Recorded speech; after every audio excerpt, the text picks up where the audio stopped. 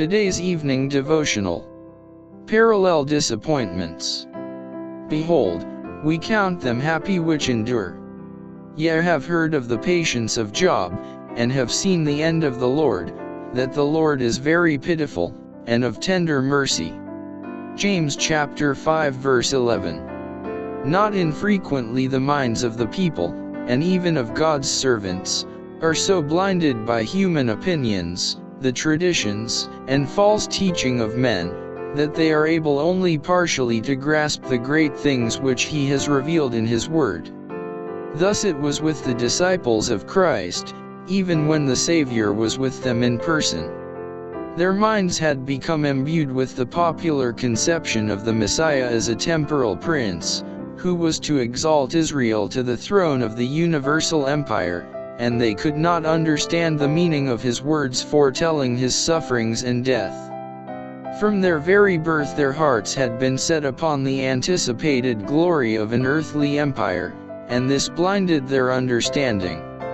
The experience of the disciples who preached the gospel of the kingdom at the first advent of Christ had its counterpart in the experience of those who proclaimed the message of His second advent.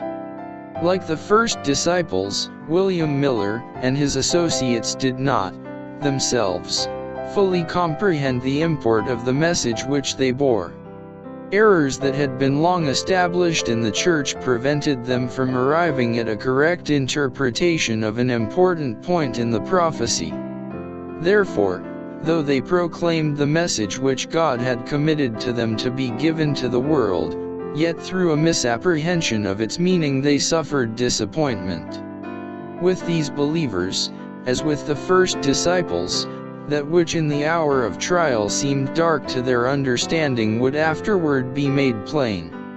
When they should see the end of the Lord, they would know that, notwithstanding the trial resulting from their errors, His purposes of love toward them had been steadily fulfilling.